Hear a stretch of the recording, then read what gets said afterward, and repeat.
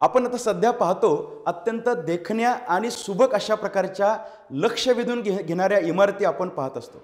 याच्यामध्ये बंगलो असतील, बिल्डिंग्स असतील, घरं असतील, हॉटेल्स, हॉस्पिटल्स, त्याचबरोबर कॉर्पोरेट कंपन्या आपण पाहतो की इतक्या सुंदर पद्धतीने याची मांडणी आणि रचना केलेली असते की या सगळ्या इमारती पाहिल्यानंतर आपल्याला वाटतं की हे कोण करत असेल बरं।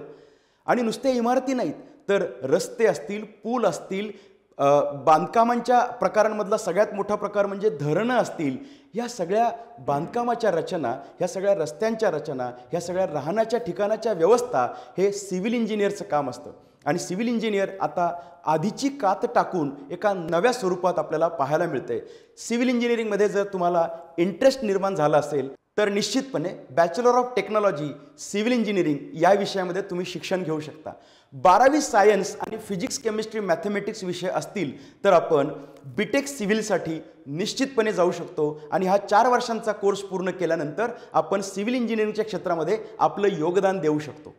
या 4 वर्षांच्या अभ्यासक्रमामध्ये आपल्याला स्ट्रक्चरल इंजिनिअरिंग शिकवलं जाणार आहे। आपल्याला फाउंडेशन, त्याचबरोबर सर्वेइंग, त्याचबरोबर बांधकामाचे विविध ॲस्पेक्ट्स, त्याच्यामध्ये इरिगेशनमध्ये लागणारं बांधकाम, त्याचबरोबर वॉटर रिसोर्स मॅनेजमेंट ह्या विषयातलं सुद्धा शिक्षण मिळणार आहे।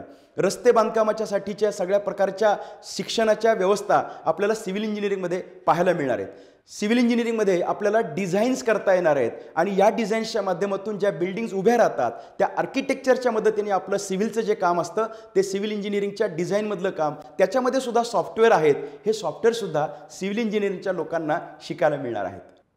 हे शिक्षण पूर्ण झाल्यानंतर नोकरी आणि व्यवसाय असे 2 मार्ग आहेत।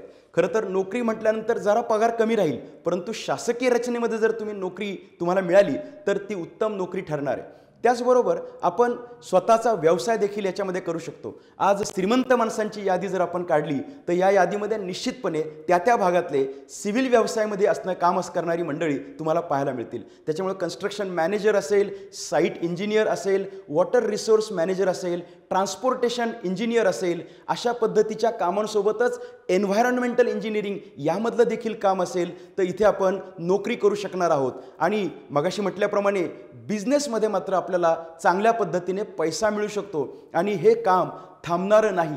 पॉप्युलेशनच्या वर आधारित असलेलं हे काम आहे।